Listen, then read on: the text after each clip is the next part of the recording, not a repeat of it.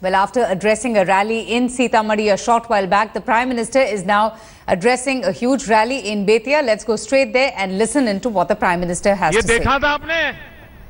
ये टीवी पे देखा था? ये इन्होंने इतना बड़ा भ्रष्टाचार का कांड किया और उनकी पार्टी के एक साथीदार श्रीमान लालू जी के एमएलए भी कैंडिडेट वे भी रंगे हाथों कैमरा के सामने पकड़े गए। लालू जी को इसकी कोई फिक्र ही नहीं है। लालू जी को लगता है यार तू तो अभी बच्चा है, जरा मेरा चारे वाला घोटाला देख ले, तेरे घोटाले में तो कोई दम ही नहीं है। अरे देख, मैंने इतना बड़ा चारा घोटाला किया, कितनी सजा हुई, और सजा काट लूंगा, तू चिंता मत कर, तू भी मेरे पीछे पीछे आ जाना, जो किया अच्छा किया। ये तो प्रमाण पत्र दिए जा रहे हैं। और मैडम सोनिया जी, जरा आप भी तो जवाब दो।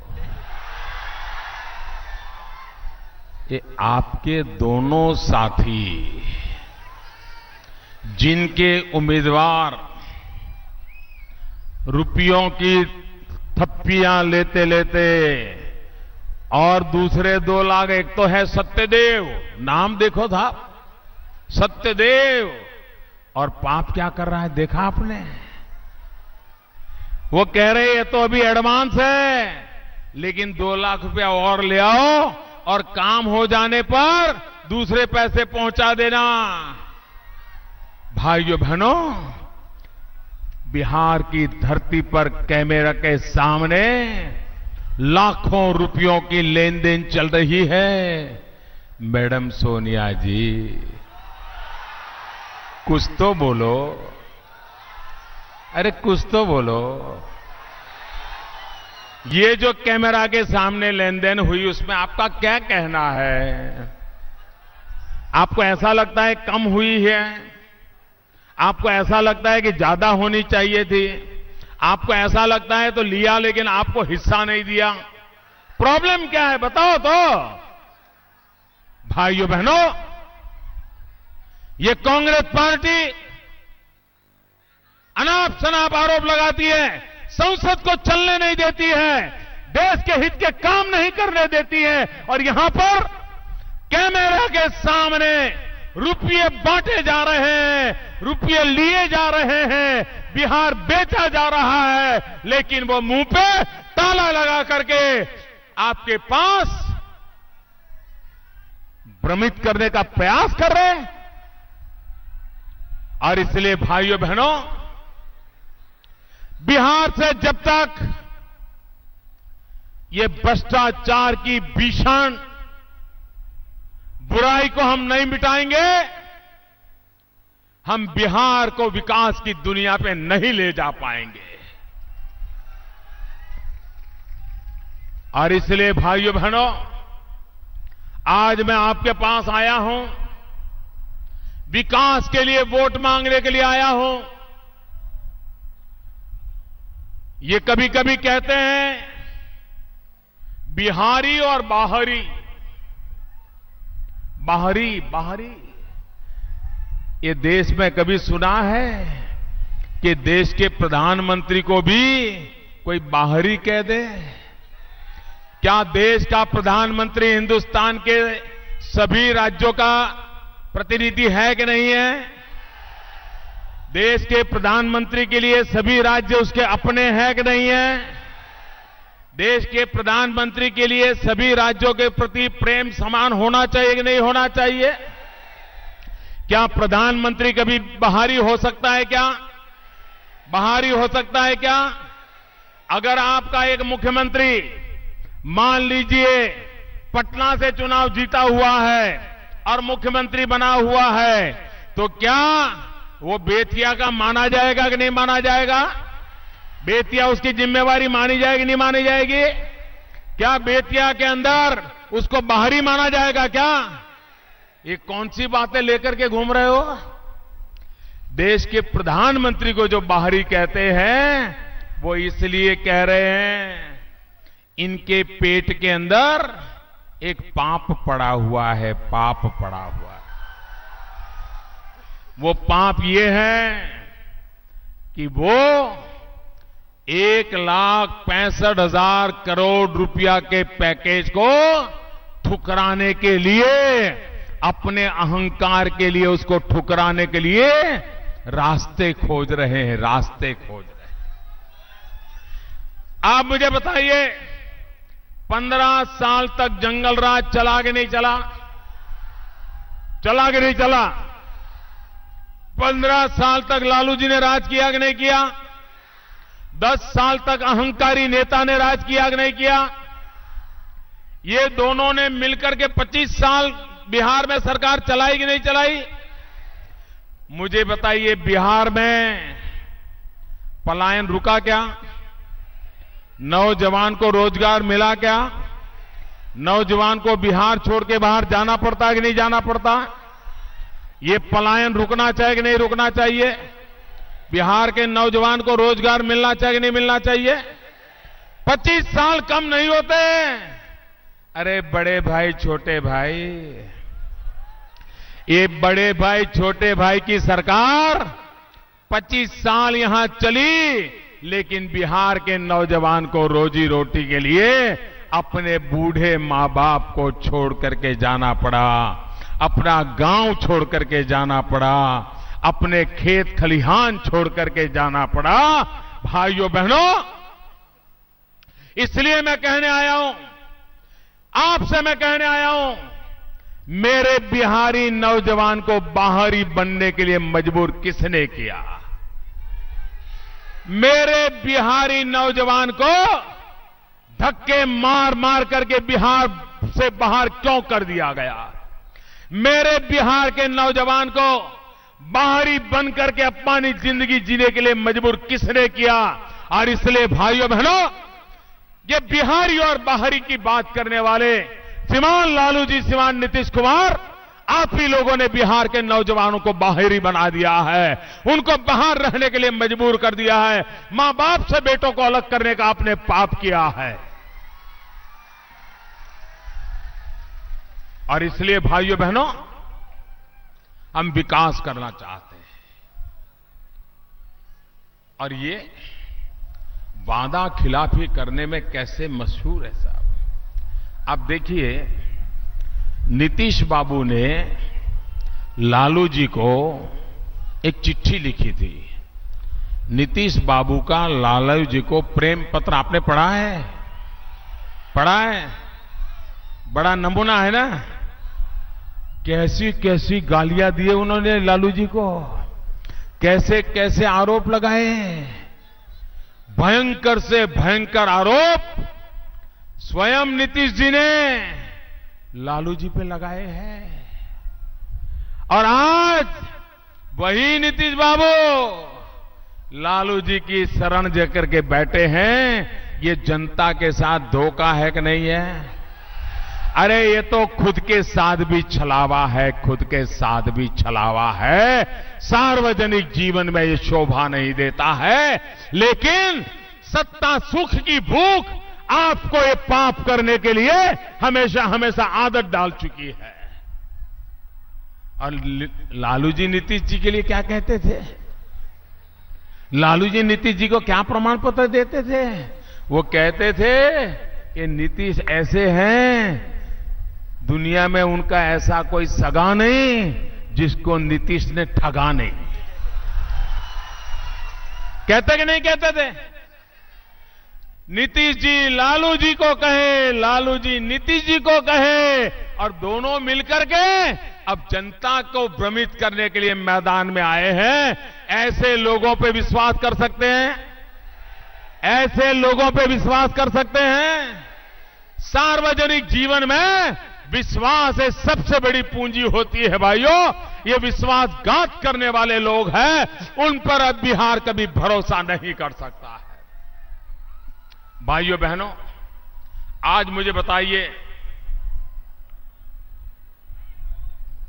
पूरी दुनिया में बिहार के चुनाव पर लोगों की नजर है। अगर भ्रष्टाचार रहते हुए बिहार का भाग्य बदल सकता है क्या? मैं नीतीश बाबू को याद कराना चाहता हूं। नीतीश बाबू ने कहा था कि मेरी सरकार भ्रष्टाचारियों को पकड़ेगी और भ्रष्टाचारियों की जो मिलकत है वो जब्त करेगी, भ्रष्टाचारियों के जो घर है, बंगलो है, वो जब्त करेगी और उसमें स्कूल खुलवा देंगे। ऐसा कहा था ना? भ्रष्टाचारियों के घर कब्जा करके वहां स्कूल खुलवाएंगे।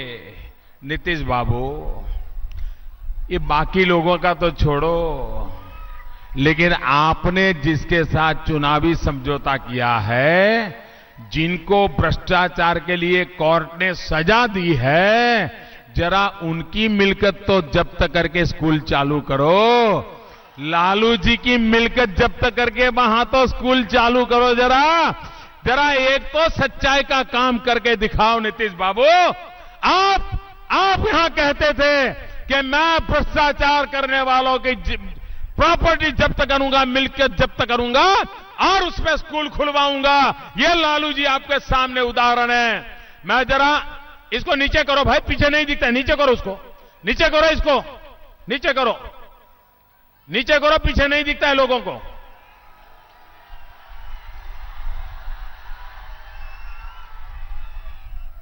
इसको नीचे कर दो भैया, आपका पर्दा पोस्टर नीचे कर दो। शाबाश, समझदार हो आप। भाइयों बहनों,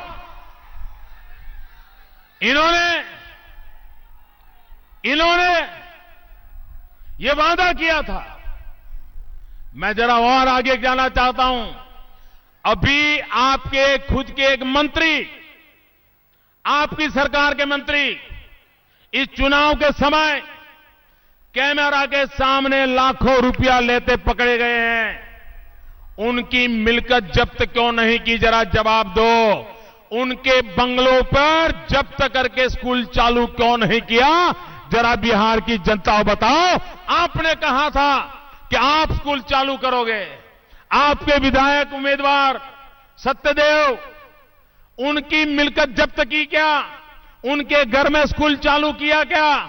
कैमरा के सामने रंगे हाथ रुपये लेते पकड़े जा रहे और 2-5 लाख रुपया और मांग रहे हैं। क्या आपने उनकी मिलकत जब्त की क्या?